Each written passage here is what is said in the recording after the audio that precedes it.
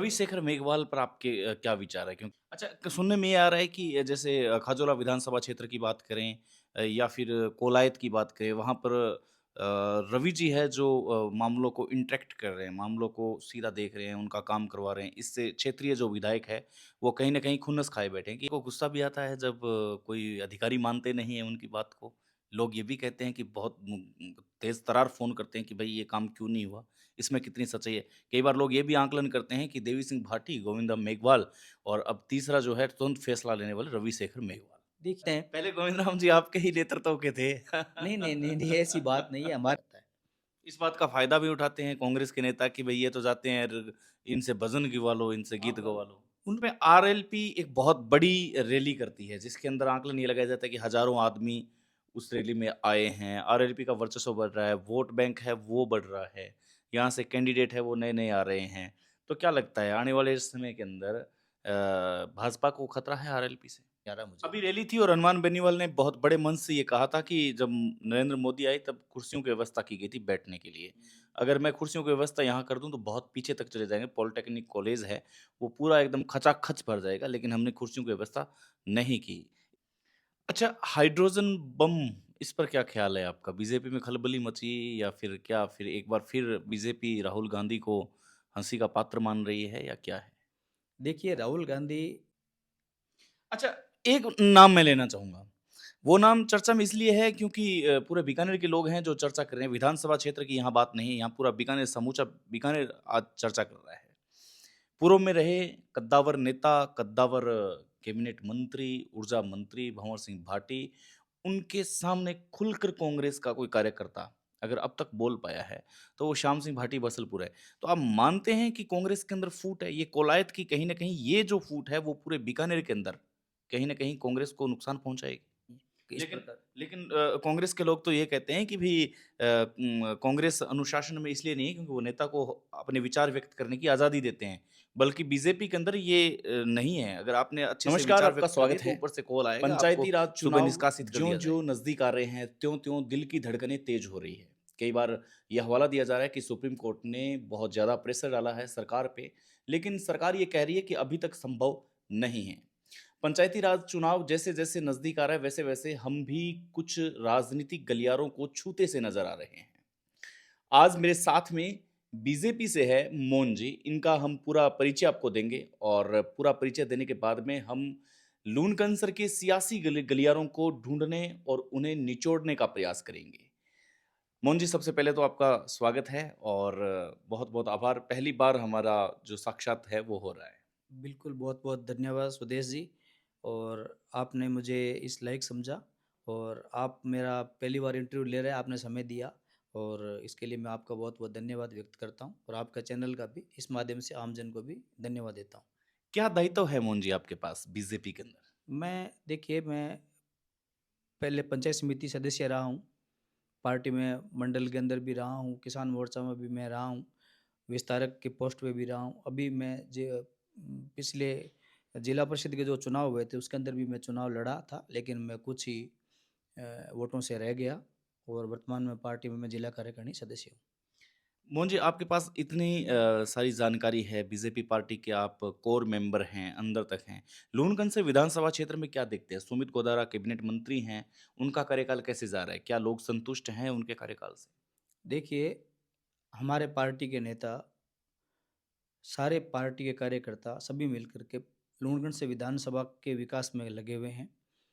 सुमित जी लगातार give up अभियान और उनके जो खुद के मंत्रालय के अलावा भी उन्होंने जीएसएस के जो बिजली के जीएसएस है, लगभग पूरी लूणगढ़ से विधानसभा में कहीं बिजली की कोई कमी नहीं छोड़ी। सभी जगह बड़े-बड़े जीएसएस और किसानों की बिजली को पूरी मिले, इसके में प्रयासों में लगे हुए हैं और लगातार नए जीएसएस भी बन रहे हैं। और उसके बाद में उन्होंने पेयजल के लिए भी बहुत जल जीवन मिशन के जो पहले पुराने जब कांग्रेस के समय हमारी सेंट्रल गवर्नमेंट की स्कीम थी, लेकिन कांग्रेस की गवर्नमेंट के अंदर जो काम हुए थे वो वहाँ पिछड़ गए थे। उसके बाद में सुमित जी ने आने के बाद में यहाँ विकास के काम जो जल जीवन मिशन में भी काम खूब किए हैं और लगातार इसमें आगे बढ़ रहे हैं। और गिव अप अभियान के अंदर तो राजस्थान के अंदर पूरे में बहुत शानदार काम हुआ है और गरीबों को जो वंचितों को आज भी उन्होंने नई स्कीम और निकाली है कि सभी वंचित जो कोई भी है, खाद्यान्न सुरक्षा के अंदर जो वंचित है, उनको भी उसका लाभ मिलेगा और बहुत शानदार कार्य हो रहा है। रवि शेखर मेघवाल पर आपके क्या विचार है? क्योंकि आप माने जाते हैं कि संसद सेवा केंद्र में उनके पास रहते हैं, उनके पास बैठे रहते हैं, उनके साथ गुफ्तगू करते रहते हैं। उनका क्या लगता है आपको राजनीतिक सफ़र कैसा है? भविष्य कैसा देखते हैं आप? जो लोग संसद सेवा केंद्र में आते हैं, क्या रवि जी से मिलके संतुष्ट हो पाते हैं वो? देखिए, रवि जी एक बैकग्राउंड उनका राजनीतिक रहा है, एक अधिकारी भी रहे हैं, लेकिन वो दबंग व्यक्ति है। यानी कि जो उनको जिस समय उनको लगता है कि ये काम सही है, लोगों को क्या है कि इस राजनीतिक परिक्षेत्र में क्या लोगों की एक अलग ही मानसिकता होती है। वो सबको क्या है कि मीठा-मीठा अपना, खारा-खारा दूसरा। वो क्या है कि कोई भी आदमी जो उचित उनको लगता है, तुरंत उसके बाद में वो तुरंत फैसला लेते हैं। यूँ नहीं कि इंतज़ार कर दिया और मीठा कह दिया, उसको मीठा जवाब दे दिया। जो होने वाले काम है, उनको तुरंत रिप्लाई करते हैं, तुरंत उसका फैसला लेते हैं, तुरंत काम करवाते हैं। जो नहीं होता है, उनको जवाब देते हैं। ये उनका एक बोल्डनेस नेतृत्व है और वो एक मेरे कहने के हिसाब से कि वो लोगों को ये लगता है कि यार ये इतना खरा जवाब नहीं होना चाहिए, मीठा जवाब देना चाहिए, जबकि वो एक खरे व्यक्तित्व के ऊपर ज़्यादा काम करते हैं। अच्छा, सुनने में ये आ रहा है कि जैसे खाजोला विधानसभा क्षेत्र की बात करें या फिर कोलायत की बात करें, वहाँ पर रवि जी है जो मामलों को इंटरेक्ट कर रहे हैं, मामलों को सीधा देख रहे हैं, उनका काम करवा रहे हैं। इससे क्षेत्रीय जो विधायक है, वो कहीं न कहीं खुन्नस खाए बैठे हैं कि यार रवि जी कौन होते हैं वो काम करवाने वाले, हम बैठे हैं, हमारी जनता है। देखिए ऐसा है, वो एक पार्टी के नेता तो होने के साथ-साथ में वो केंद्रीय मंत्री अर्जुन राम जी मेघवाल के पुत्र भी हैं। तो सांसद होने के नाते उस परिवार के अंदर पूरे ज़िले से लोग आते हैं। उनकी समस्या लेकर के वो रवि जी के पास में क्योंकि मंत्री जी अत्यधिक व्यवस्था के कारण बाहर या दिल्ली अन्य स्टेटों में रहते हैं, तो पीछे जनता के जो जन सुनवाई कर लगातार वो निरंतर आप देख रहे हैं कि वो सुनवाई करते हैं। जिसके अंदर अगर विधानसभा किसी को यूँ लगता है कि विधानसभा क्षेत्र जैसे लूणकरण सर के हमारे वो जन सुनवाई भी सब आते हैं, डूंगरगढ़ से भी आते हैं, खाजवाड़ा से भी आते हैं, कोलायत से भी आते हैं। कइयों को यूँ लगता होगा कि ये हमारे क्षेत्र में दखलंदाजी, जबकि ऐसा कोई सिस्टम नहीं है। हमारी पार्टी पूरी एकजुट है और कोलायत के अंदर और उनके अंदर ऐसी तो कोई बात हमें तो ऐसा लगा नहीं कभी कि उन्होंने इस बात को दखलंदाजी के रूप में उसको कार्य कर रहे हैं। नहीं, वो एक आम जन की जन सुनवाई करके जनता के हितों में काम करने का प्रयास कर रहे हैं। रवि शेखर मेघवाल को गुस्सा भी आता है जब कोई अधिकारी मानते नहीं हैं उनकी बात को। लोग ये भी कहते हैं कि बहुत तेज़ तरार फ़ोन करते हैं कि भई ये काम क्यों नहीं हुआ? इसमें कितनी सच्चाई है? कई बार लोग ये भी आकलन करते हैं कि देवी सिंह भाटी, गोविंदा मेघवाल और अब तीसरा जो है तुरंत फैसला लेने वाले रवि शेखर मेघवाल। देखिए, मैं इस बात को लाइक भी करता हूँ कि वो तुरंत मैंने आपको पहले भी कहा ना, वो तुरंत फैसला लेते हैं। वो व अगर सही है और उनका काम होना चाहिए, तो अगर अधिकारी अगर किसी की अगर जनता की नहीं सुनते हैं, तो अधिकारियों को डाँटते भी हैं। ऐसी कोई बात नहीं है, अगर जनता के काम के लिए अगर लड़ना पड़ेगा, तो लड़ना ही पड़ेगा और वो लड़ने के लिए मादा रखते हैं, ऐसी कोई बात नहीं है। और वो जो इनको लगता है कि अधिकारी कोई काम नहीं कर रहे, उन्हीं को ऐसा नहीं है किसी के साथ में दुर्व्यवहार की बात, जैसे कि गोविंद राम जी तो मुझे लगता है कि वो तो आम पब्लिक में खड़े होकर के ही दुर्व्यवहार कर लेते हैं और उनका बोलने का जो देवी-देवताओं के ऊपर भी उनका कटाक्ष रहता है। जबकि हमारे नेतृत्व में ऐसा नहीं है। वो खुद एक सॉफ्ट दिल के भी है, पहले गो भजन भी गाते हैं। पहले गोविंद राम जी आपके ही नेतृत्व के थे। नहीं, ऐसी बात नहीं है। हमारे नेतृत्व थे, लेकिन उन्होंने जब से पार्टी छोड़ी है, कांग्रेस के सानिध्य में गए, तब से उनके जो विचार हैं, वो पार्टी के और भगवान से ऊपर उनको अलग से देख रहे हैं। रवि मेघवाल आपको मैं बताता हूँ कि वो जहाँ भी जाते हैं, निश्चित तौर पर अगर किसी के अपने पार्टी के कार्यकर्ताओं के, पार्टी के नेताओं के, कोई परिजनों के या कहीं भी सुख-दुःख में जब भागीदार होते हैं, तो वो डांगड़ी रात में ज़रूर पहुँचते हैं और उनके पास उनका जो भजन की शैली है, वो जैसा अगर उनके पास अगर स्वभाव अगर में नहीं होता, तो वो भजन कोई नहीं करता है। इस बात का फ़ायदा भी उठाते हैं कांग्रेस के नेता कि भई ये तो जाते हैं इनसे भजन गवा लो, इनसे आप गीत गा लो। गवा लो। उनसे बोलो ना, आप गा लो ना, कौन मना है? जब हृदय के अंदर प्रेम और किसी के प्रति समर्पण की भावना नहीं होगी, तो फिर आपका दिल अच्छा नहीं है, तो आप कुछ नहीं कर सकते। आप गालियाँ ही निकालोगे। जबकि रवि मेघवाल एक निरंतर अच्छा प्रयास करते हुए कार्यकर्ताओं के साथ में जहाँ कहीं भी उनको लगता है कि जहाँ भजन गाना है, भजन भी गाते हैं और जहाँ अधिकारियों को डाँटते हैं, तो वो डाँटते भी हैं। और कार्यकर्ताओं का काम उनका परिचय नंबर 1 रखते हैं। कार्यकर्ताओं को काम है वो सर्वोपरि होना चाहिए। ये उनकी शैली है। बीकानेर में आरएलपी एक बहुत बड़ी रैली करती है, जिसके अंदर आकलन ये लगाया जाता है कि हज़ारों आदमी उस रैली में आए हैं। आरएलपी का वर्चस्व बढ़ रहा है, वोट बैंक है वो बढ़ रहा है, यहाँ से कैंडिडेट है वो नए-नए आ रहे हैं। तो क्या लगता है आने वाले समय के अंदर भाजपा को खतरा है आरएलपी से? देखिए, ऐसा है आरएलपी का वर्तमान में बीकानेर नहीं, कहीं भी पूरे राजस्थान में आरएलपी का भी वर्तमान में वर्चस्व नहीं लगता। मुझे कहीं दिखाई नहीं दे रहा है। और इसका एक मूल कारण ये है कि संगठन भीड़ को वोट में तब्दील करना अलग विषय है।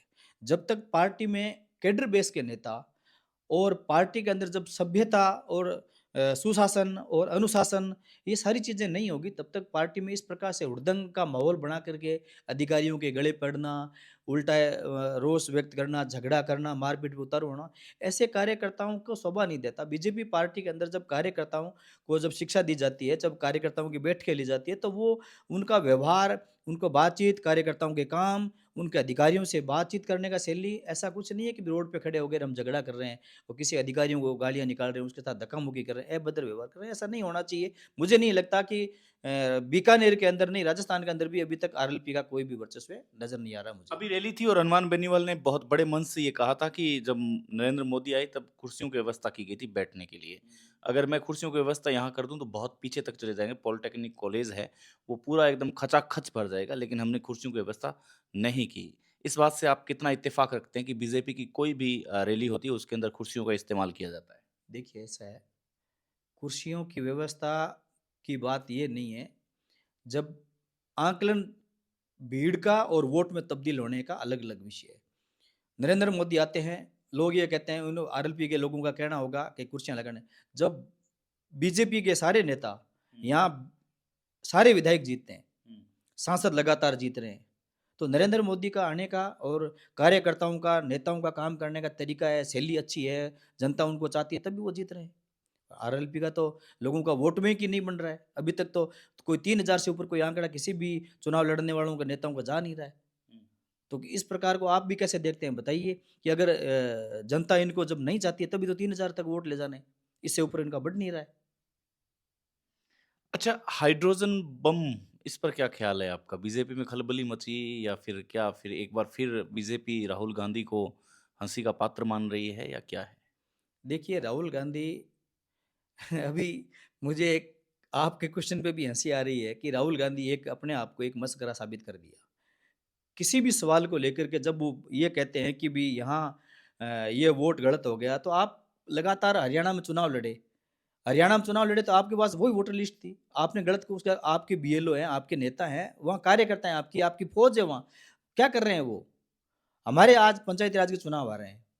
सारे बीएलओ, सारे पार्टी के नेता अपने-अपने क्षेत्र में लगे हुए हैं। सारे वोट बैंक 2002 की जो वोट लिस्ट के अनुसार है, सारे सबके पास में कार्यकर्ताओं के पास, हमारे पास में वोट लिस्ट है। हम तैयारी कर रहे हैं कि पंचायती राज के अंदर 2002 के अंदर जो वोट लिस्ट है, जो वोट बैंक है, जो हमारा है उसके हम जोड़ना, सही तरीके से लोगों का नाम जुड़वाना, तो उस पे काम कर रहे हैं। गलत लोगों का नाम एसआईआर जब पार्टी कर रही है तो गलतों का नाम कट रहा है ना, तो कटाना चाहिए गलतों का नाम क्यों क्यों जोड़ रहे हो आप? क्यों फ़ेवर कर रहे हो आप गलत का? एसआईआर जब किस लिए बन रही है कि जब गलत लोगों के नाम, गलत लोगों के आंकड़े जब वोट पड़ रहे हैं, फिर भी अगर आपको वोट नहीं मिलते हैं, तो फिर आप कहाँ जा रहे हो? इसका मतलब आप काम की आपकी पार्टी काम नहीं कर रही है, आपके नेता काम नहीं कर रहे हैं। अच्छा, एक नाम मैं लेना चाहूँगा। वो नाम चर्चा में इसलिए है क्योंकि पूरे बीकानेर के लोग हैं जो चर्चा कर रहे हैं। विधानसभा क्षेत्र की यहाँ बात नहीं है, यहाँ पूरा बीकानेर समूचा बीकानेर आज चर्चा कर रहा है। पूर्व में रहे कद्दावर नेता, कद्दावर कैबिनेट मंत्री, ऊर्जा मंत्री भंवर सिंह भाटी, उनके सामने खुलकर कांग्रेस का कोई कार्यकर्ता अगर अब तक बोल पाया है, तो वो श्याम सिंह भाटी बसलपुर है। तो आप मानते हैं कि कांग्रेस के अंदर फूट है, ये कोलायत की कहीं न कहीं ये जो फूट है वो पूरे बीकानेर के अंदर कहीं न कहीं कांग्रेस को नुकसान पहुँचाएगी? देखिए, कांग्रेस का अस्तित्व खत्म हो चुका है बीकानेर में। श्याम सिंह जी जो बरसलपुर ने जो कहा है, वो आपस के अंदर चाहे आप लूणकरण देख लीजिए, चाहे आप डूंगरगढ़ विधानसभा देख लीजिए, चाहे आप कोलायत देख लीजिए, कांग्रेस के नेता काम ही नहीं कर रहे हैं। वो एक-दूसरे को अपने आप के नेताओं को काटने में लगे हुए हैं।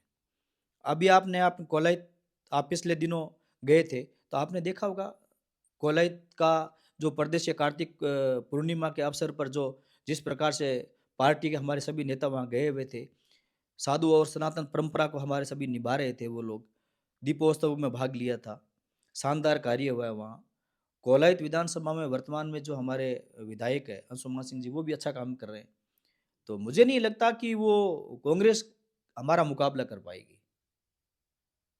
श्याम सिंह भाटी बसलपुर अगर आपके पास आते हैं तो क्या लगता है आपको? हमारे पास में वो नहीं आएँगे। अब ये बड़ा विश्वास के साथ कह रहे हैं आप, वो आपके मैं पास नहीं मैं आएँगे। इसलिए कह रहा हूँ मैं हाँ, इसलिए कह रहा हूँ, क्योंकि उनकी देखिए हमारे पार्टी के अंदर अनुशासनात्मक रूप से रहना पड़ता है। इसका मतलब श्याम सिंह भाटी अनुशासनात्मक नहीं है? नहीं है, नहीं है तभी तो उन्होंने इस प्रकार के बयान दे दिए। वो पार्टी के अंदर जब लड़ाई झगड़ा हुआ है तभी तो वो अपने बयान दे रहे हैं इस प्रकार से। चाहे प्रभु गोदारा को देख लिए, कांग्रेस छोड़ कर के वो आज आरएलपी में गए। डूंगरगढ़ में भी यही हालत है। डूंगरगढ़ के अंदर ताराचंद जी शाश्वत बहुत अच्छा काम कर रहे हैं और उनके अंदर आपको वहाँ डूंगरगढ़ में आज कांग्रेस के अंदर बंटाधार है, बंटी हुई है, टुकड़ों में बंटी हुई, कोई वहाँ काम नहीं, अपोजिशन कुछ भी नहीं है। विपक्ष तो बिल्कुल खत्म हो चुका है बीकानेर के अंदर।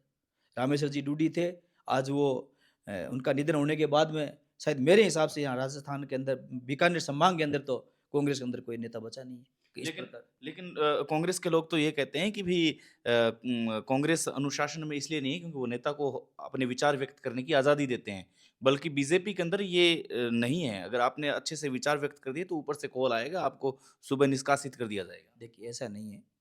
आज आप मेरा इंटरव्यू ले रहे हैं, तो मुझे बोलने की आज़ादी है तभी तो मैं यहाँ बैठा हूँ। पार्टी के अंदर अब मैंने कोई निर्देश थोड़ी मिला है मुझे पार्टी ने कि भई आपको ऐसा बोलना है, ऐसा नहीं बोलना है, ऐसा कोई निर्देश तो हुआ नहीं है।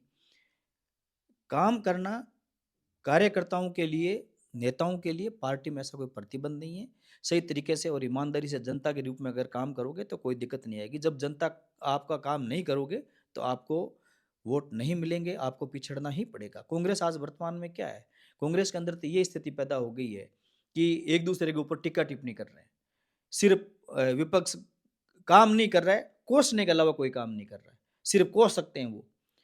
रवि जी पिछले दिनों जब इस क्षेत्र के अंदर लगे हुए थे, तो उन्होंने गोविंद राम जी ने हर विषय पे बात करी, वो तो रविशंकर मेघवाल है, उन्होंने ऐसा कर दिया, ऐसा अरे! तो आप भी तो भई नेता हो, आप अपने क्षेत्र में काम करो ना, जनता के बीच में जाओ ना, आप अपने व्यवहार को, अपनी भड़ास क्यों निकाल रहे हो दूसरों पे? गलत है, अगर जनता जवाब देगी। आपके बोलने से, भड़ास निकालने से कोई नापासा टोल के अंदर जो भी बात हुई थी, तब उन्होंने कहा कि ये तो उनका अर्जुन राम का काम अरे भई आपकी गवर्नमेंट के अंदर इस सरकार जब रोड बनी थी, तो आपकी गवर्नमेंट ने एमओयू किया था हुँ। और उसके बाद में फिर आप जाकर के वहाँ जाकर धरना देते हो और उनको लोगों को उकसाते हो, लोगों को कि अगर इस प्रकार से अगर ये काम है, तो आपने एमओयू क्यों किया? एमओयू आपकी सरकार में हुआ है, आपको नहीं करना चाहिए था एमओयू। तो रविशंकर मेघवाल को बीच में लाने का कहाँ ज़रूरत है? अंतिम प्रश्न है, टोल से मुझे याद आया कि आप नापा टोल में काफ़ी संघर्षशील दिखे हैं, काफ़ी वार्ता का दौर भी चला, आप उसके साक्षी भी रहे हैं। रेल लाइन को लेकर के आप बहुत गंभीर रहे हैं। आपसे 2 मुद्दे पूछूँगा मैं। पहले तो आपने जो काम किया रेल की लाइन में, कौन-सी वो योजना थी जिसको आप मैंने हाँ। एक तो वो था कि माननीय केंद्रीय मंत्री अर्जुन राम जी मेघवाल के साथ में मैंने उनसे निवेदन किया था, तो एक हमारे प्रयागराज ट्रेन है उसका ठहराव भी हमारे नापासर हुआ था। और एक हरिद्वार जो ट्रेन थी उसका भी ठहराव हमने मिलकर उनसे अनुरोध करने के पर हुँ, नापासर में ठहराव हुआ था। हुँ। अब हमारा केंद्रीय मंत्री जी के साथ में हम मिलकर के एक प्रयास और लगे हुए हैं। नापासर जो रेलवे फाटक की बड़ी समस्या है, इसको मैं उनसे अनुरोध करके लगातार इस विषय पे बात कर रहा हूँ लगा ताकि ये हमारा जो रेलवे फाटक है, इसकी समस्या है, वो हल हो जाए। यहाँ बार-बार ये फाटक बंद होने से किसानों को, आम जन को बहुत परेशानी हो रही है। बार-बार ये फाटक बंद होते हैं। इसके अंदर हम आरयू भी जो बनाने का है हमारा काम इस पर निरंतर केंद्रीय मंत्री लगे हुए हैं। हम भी उनसे बार-बार लोगों को आमजन के लिए जो भी डिमांड है, माँग है, उनको हम उन तक पहुँचा रहे हैं।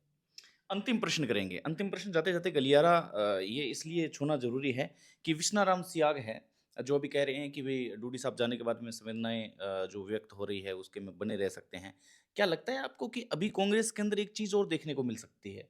अगर अतुल डूडी अगर मैदान में आते हैं, तो कहीं न कहीं आप क्या देखते हैं फिर? आप एक विपक्ष में हैं उनकी और अभी आप सत्ता पक्ष के लोग हैं, तो आप क्या देखते हैं कि कांग्रेस में अगर जिस दिन अतुल डूडी नाम का चेहरा सीधा मैदान में आता है, तो बिहारी जी बिश्नोई को नुकसान हो सकता है, आपकी पार्टी से हैं वो, या फिर विश्वनाराम सियाग को नुकसान हो सकता है, क्योंकि इनकी आपसी मतभेद बहुत ज़्यादा हमें भी सुनने को मिलते हैं।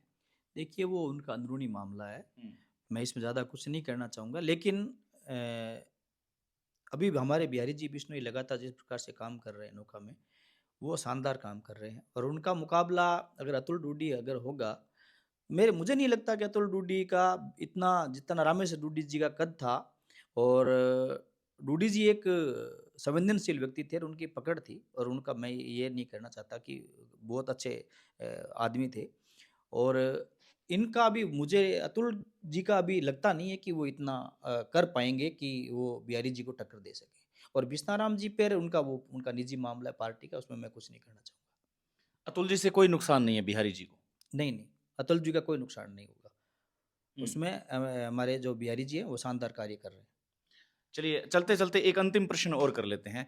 रफ्तार पकड़ ही ली है प्रश्नों की, तो एक जनता की एक समस्या है, कभी आपने मंत्री जी से बात की या आप बीजेपी के पदाधिकारी होने के नाते आप क्या देखते हैं? कोटगेट रेलवे स्टेशन जो है इधर, कोटगेट रेलवे फाटक की, ये समस्या बड़ी आम बनती जा रही है लोगों का। ये इस पे क्या रवैया है आपकी सरकार का? देखिए, ये लगातार हमारी केंद्र सरकार और स्टेट गवर्नमेंट दोनों इस रेलवे फाटक की समस्या को हल करने में लगी हुई है।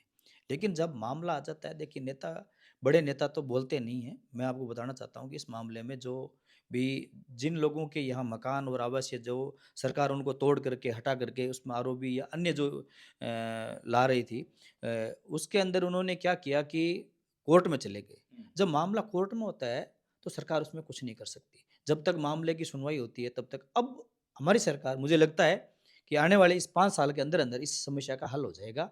सरकार ने आदेश भी हो गए हैं, इसमें कुछ मकान टूटेंगे भी और कुछ परिसर, दुकानें वगैरह कुछ व्यावसायिक स्थान है, वो हटेंगे और उसके बाद में जो लालगढ़ रेलवे स्टेशन तक जो अपने एक लाइन और बराबर और चलेगी पैरेलल जिसके अंदर मकान और कुछ लोगों के घर वो हटेंगे।